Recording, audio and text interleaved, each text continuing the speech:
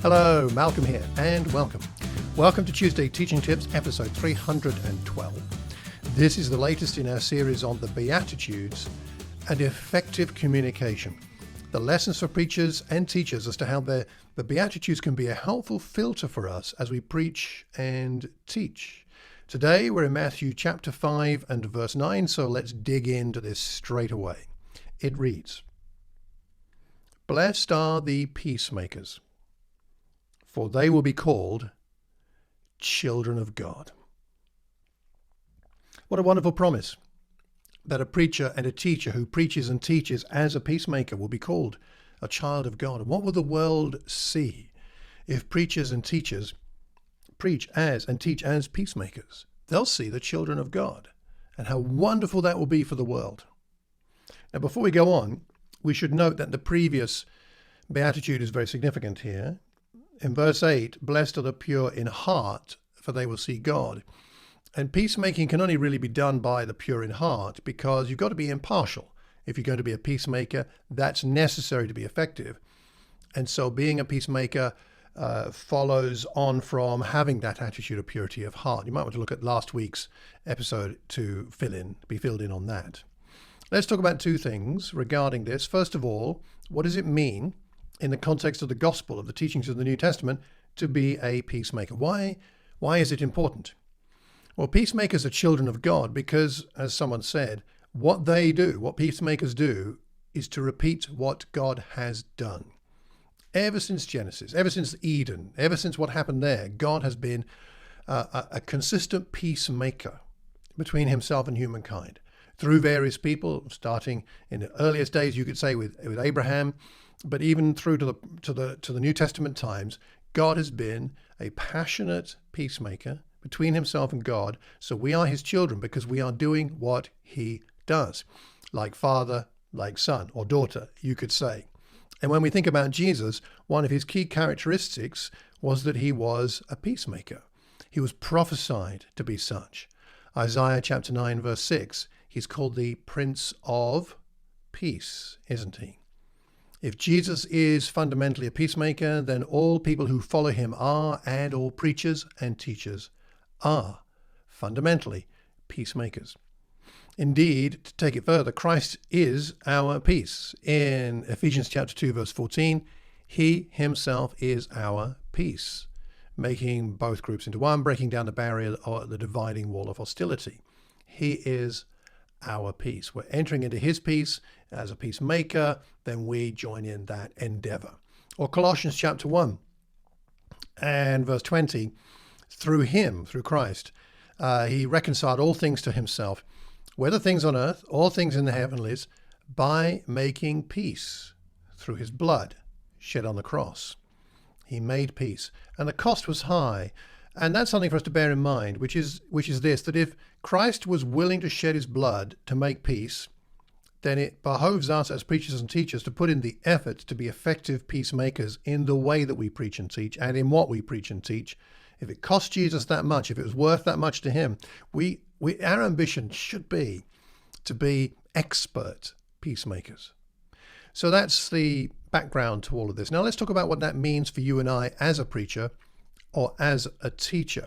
I would say this, first of all, a preacher or teacher who's fully invested in being a peacemaker, takes this to heart, will look for opportunities to reveal the God of peace in their preaching and teaching, to explain how we can be at peace with him, and to show how this peace we have through Christ with God, that peacemaking that's been done for us and we enjoy, how that inspires our discipleship, our own, and that hopefully those people we're speaking to. Because the fact that God is a peacemaker inspires our following of Christ.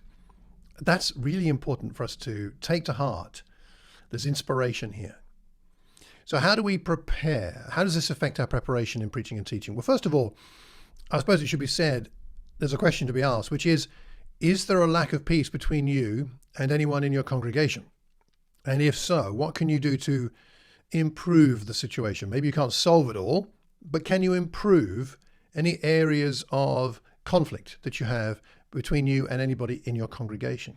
Romans chapter 12, verse 18 says, if it is possible, as far as it depends on you, live at peace with everyone. And there he's talking to people in a congregation. Perhaps it applies beyond that, but it must apply in the local community, congregational community. So as far as it's possible, as far as it depends on you, live at peace with everyone. That means we're not always able to be fully at peace with everyone, but we must do our best. Do you need to take initiative? It's important to process any irritations you are experiencing before you get up to speak.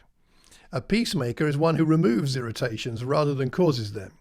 So if you are irritated at something or someone, including even irritated with yourself, you will not be speaking from a position of peace, and will therefore find it hard to preach as a peacemaker. So sort that out in prayer and conversations with a safe person before you speak. If you are irritated, if you've got something going on in your life, just find someone to speak to, take some time in prayer so that you're not caught up in that irritation when you arrive at the gathering where you're going to be speaking. But sometimes also that irritation can happen during a church service. Let's face it, I've been there. Somebody's said something, a song has been sung in a certain way, or perhaps you don't even like that song, and it irritates you. And that happens to me from time to time. Maybe it happens to you.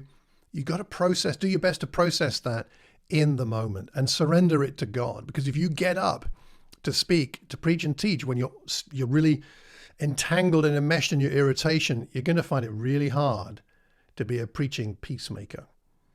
So if it happens during the service, pray and ask God for help. There have been times, I'll say this, not recently, but there have been times in the past where I was so tense about something that was irritating me. I left the church service, prayed, and came back. I went out to the car park, took a few deep breaths of fresh air, talked to God about why I was irritated, and went back in. You might think, well, that's not right. You shouldn't leave a church service. Well, I don't know exactly what's right and wrong, but I knew that I wasn't in a good place to get up and speak. I'd be speaking out of my irritation. That's not going to help anybody. So that's what I did. Maybe you don't need to do that, but maybe you need to do something. If you find yourself tense and irritated, do something about it before you get up and speak. What do you do? Perhaps you have a process that works for you. I'd like to know what it is. The other thing we want to ask about here is, what is there in our lesson that will promote peace between human beings and God and between people? Have a look at your lesson. Are you promoting peace? Are you being a peacemaker? And then in the presentation phase, if you like, as opposed to preparation, it must be said, there is a place for preaching and teaching that disturbs people. Jesus did it. In Jeremiah chapter 6, verse 14, the warning is there. They dress the wounds of my people as though they were not serious. Peace, peace, they say when there is no peace. We're not trying to say all the time it should be calm waters when we're preaching and teaching. There are times and places for people being disturbed by the teachings of God. However, when this is warranted, do your best to make sure that it is the word doing the disturbing rather than you. In other words, preaching with a scowl on your face is, I'm suggesting that's not the best approach. Let God do the convicting and disturbing through his word by the truth of it, rather than how much volume you have, or the tension and the grittiness of your voice, or the desperately furious look on your face. I would suggest that's not the best way to approach it, because then it's really about us more than about the word of God. Not to say that what we preach and teach shouldn't affect our demeanor, our tone, and our face. It should. It's just that it shouldn't be that that becomes the focus and what people remember. Oh, I remember he looked really upset. No, what does the Bible say is actually the key here. And another thing we want to consider is this.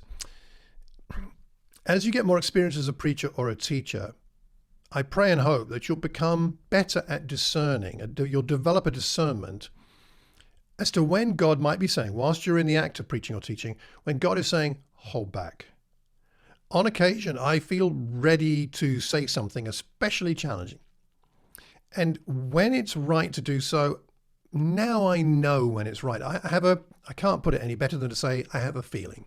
There's a gut thing going on that I sense is God helping me with discernment to know, you know what, it is time to say that challenging thing, or it is time to say that more challenging thing than you were planning to say. The Spirit is moving in some way, and prompting me to say something that I know will be disturbing in some way. And I think I now know when that is going on.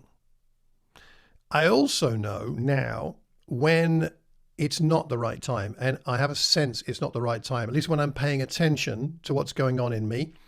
I do know.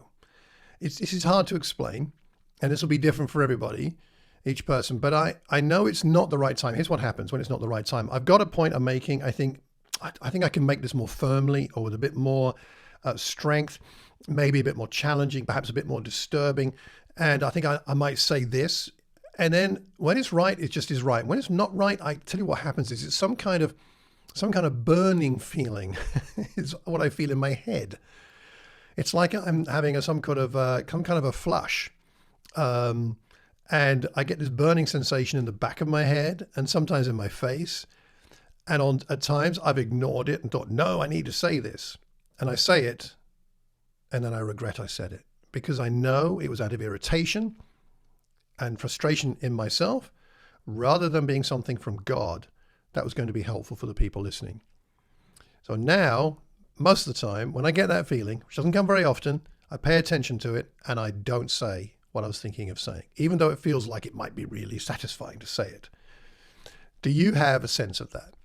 Might be, I expect it's different to mine, but do you have a sense of when you need to do the right thing would be to hold back?